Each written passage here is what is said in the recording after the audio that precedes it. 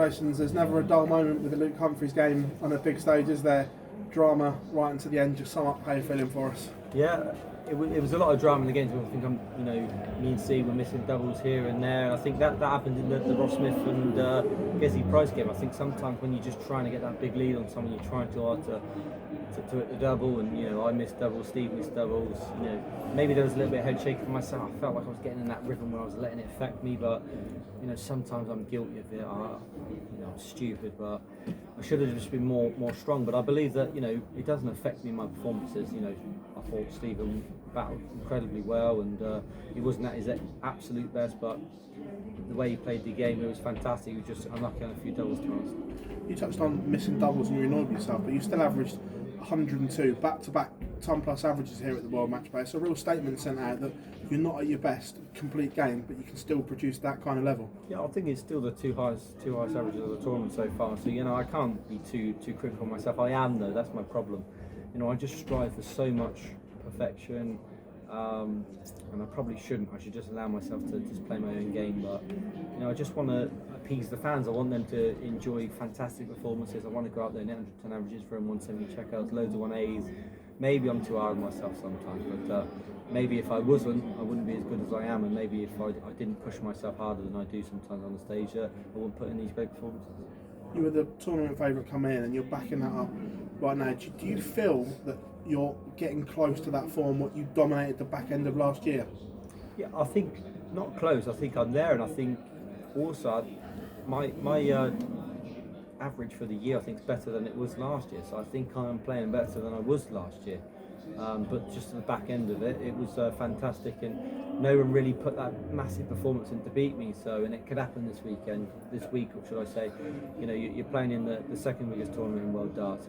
Anybody can turn up and put that big performance in. But if I just keep pushing and keep working hard and keep putting in these decent performances, all I ask of myself is to if you lose, make someone put in that really good performance to knock you out. But so far, it hasn't happened. Luke, congratulations. Thank you. Luke, how mentally taxing was that game? Because it was sort of backwards and forwards for a long while before you managed to sort of get that little cushion. Yeah, sometimes you're just thinking, oh, please, Stephen, miss that double. Just give me a little bit of a break. But that's why he's so good.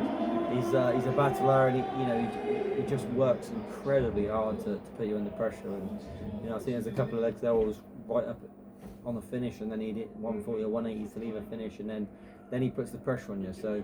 It wasn't just a great performance from myself, it was also a good performance from Stephen as well. He won at his best, but he played a great game, and made me work incredibly hard to win it. Do you see yourself as the favourite in this tournament now? I mean, I'm the world number one, so of course I understand I'm going to be the favourite, but I don't think it in my mind. I'm not here thinking this is mine to lose sort of attitude. I'm thinking if I keep playing the way I am, just make someone have to put an incredible performance to beat you. But I don't really look into favourites too much. I think every single player left in this tournament could win it. I don't think anybody who wins it from this moment forward is a shock in my opinion. There's too many great players in the world of darts. And something we spoke about with James just an hour or so ago was Luke Littler and the form, and he said at some point there will be a point where he struggles, and it's important that players and fans are there to support him when that time comes. Would you sort of echo those sentiments?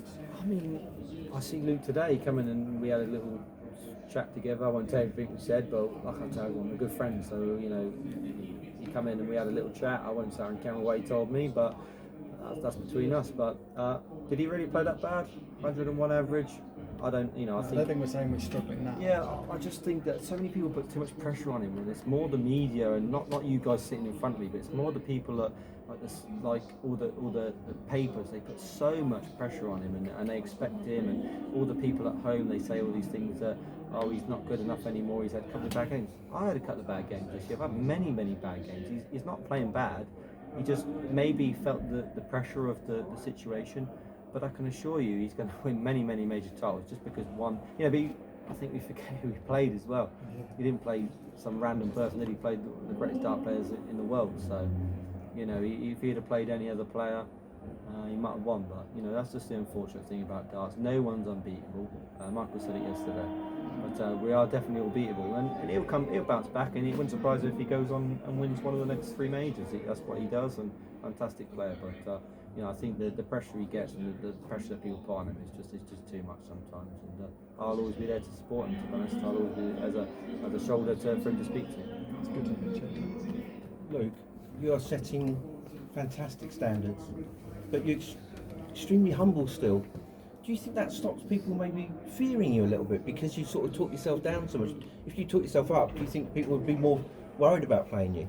I think the reason why I'm, not one of them people that's going to sit here and say I'm going to smash everybody is because it never works. It never works well, does it? The amount of times I've seen people say, "This is mine. I'm going to win this. I'm going to win that," and it always bites you in the bum, doesn't it? So for me, I'm just happy to just be eased about it and say, keep playing this way. I don't, anybody's beatable in this game, and I can beat anybody. So for me, I just like to say the humble way of, if I keep playing the way I am, it's a great chance for me to pick the title up. But a lot of people do fear me. I think a lot of people understand how good I can be and how well I can play, and I think a lot of people are apprehensive, knowing if they don't play their A game against me, they're going to struggle.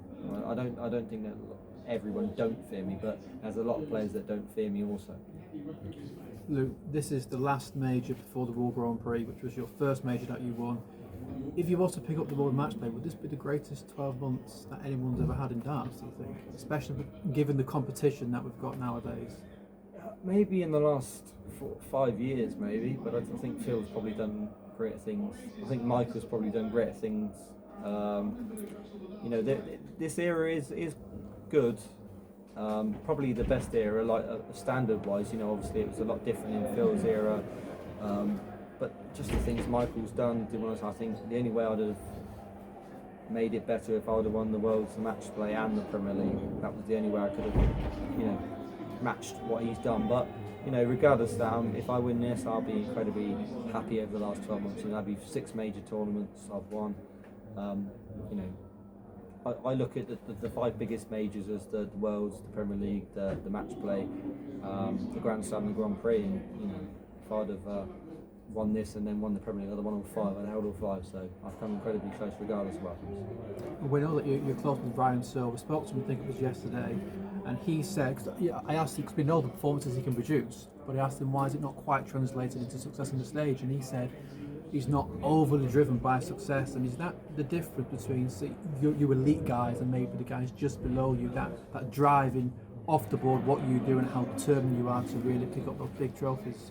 I think he probably is. I just think you need a good experience behind you to drive you. I think Ryan's obviously he's my best friend in darts, but he's an unbelievable player, and I think there's something in him that will explode one day and will be one of the top 4 players in the world. I really do. I'm not going to say it's my friend. I think he's got heavy scoring, incredible finishing power. He just needs a good experience. Maybe he might win this week, and that might then do what it did to me and explode him into winning a lot of things. But I think he is incredibly driven, and if he ain't, then he's going to have to look at that and make sure that he is, because if you ain't, then you won't win the big titles that you always dream of. You have to be incredibly driven. You have to work hard, and that you have to believe in yourself that you can go on and do it. Cheers, Luke. Thank you.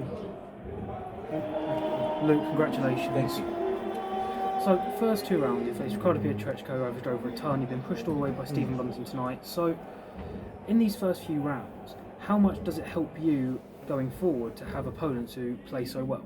It does. It helps you, because if you're not being tested, then you feel like in your mind you could be feeling that it's all going a bit too easy and it's going to carry on that way. But I've not had it easy. I've had a tough couple of games already. I know, like I said, Stephen didn't play his best tonight, but he played a great game. He was good on the right moments, and it was just a great last session for myself to push myself through to win the game. But it's nice to be tested. Obviously, you'd love to go on and beat players that ain't playing well, but it's also good to play players that are playing well, and they do test you and keep you sharp. Thank you. Obviously, you've had 2 real tough games, and you're forging yourself into a real strong player. And do you think these tougher games, obviously, it's like iron forges iron, as you say. Do you think you put, as you said just earlier, in the past, where the first round games was usually found as a benchmark for some players, whereas you're in this situation where you're coming up against real good players, and it's just helping you elevate your game higher and getting ready for the latter stages. Yeah, it does. I mean, when you're playing the top players in the world, it obviously elevates you and makes you play better. I think the Premier League was a massive thing for me. It helped me a lot because you're playing the best players every week, all the time. You know, that was what I was crying out for last year. I'm obviously really pleased I never got selected because of what happened afterwards. It could have ruined me. Who knows? But you know, it's definitely the right decision not to be in the Premier League last year. This year, I played so many great dart players, so many times, and had so many great experiences over the last 12 months. But you know, you become mentally stronger. So for me, yeah, it's been a good start to the tournament so far, and I've had 2 tough opponents that played well against me. I know I'm going to have another tough opponent in the next game, whether it's Dimitri or Johnny. You know, if you look forward, I'm going to have tough opponents every game I play now, and you know, I'm going to have to win it in style. So if I do, then I've beaten the best players in the world. Good luck in the next round. Thank you very much.